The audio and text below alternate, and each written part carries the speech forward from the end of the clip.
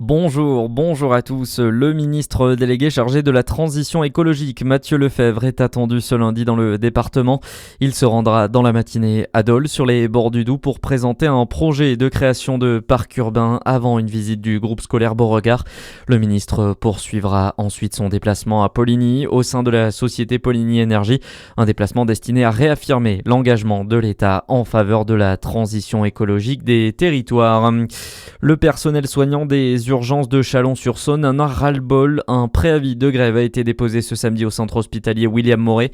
Une grève pour dénoncer les conditions de travail de plus en plus difficiles sur place. Les syndicats, eux, tirent la sonnette d'alarme alors que les hôpitaux sont saturés, notamment à cause des épidémies saisonnières dont la grippe. La situation qui pèse sur les soignants, selon Hervé Maillot, le représentant syndical CGT du personnel hospitalier. C'est une grève illimitée qui est lancée pour alarmer.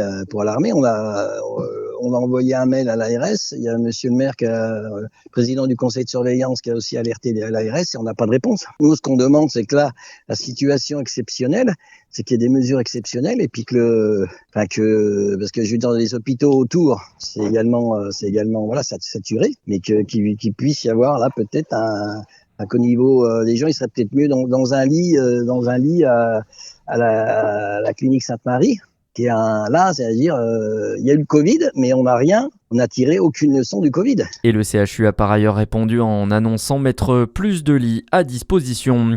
Coup de filet important pour la police de Besançon. Près de 10 kilos de drogue ont été saisis au domicile d'un bisontin de 25 ans. L'homme a été jugé la semaine dernière pour trafic de stupéfiants.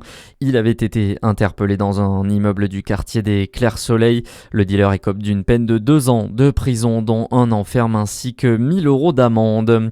Dans le reste de l'actualité, Sébastien Lecornu vit-il sa dernière semaine à Matignon? Les 2 motions de censure déposées par le Rassemblement national et la France insoumise devraient être examinées mercredi à l'Assemblée, mais elles ont peu de chances d'être adoptées. En attendant, demain, ce sera le budget qui fera son retour dans l'hémicycle.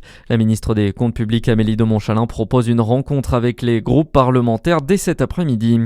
3 jours de deuil national en Iran pour les martyrs de la résistance, référence notamment aux membres des forces de sécurité tués lors des différentes manifestations contre le pouvoir.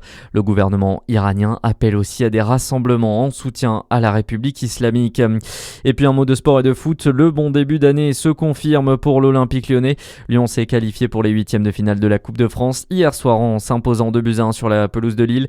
Les 16e se poursuivent aujourd'hui avec un derby francilien entre Paris Saint-Germain et le Paris FC. C'est à 21h10 au Parc des Princes.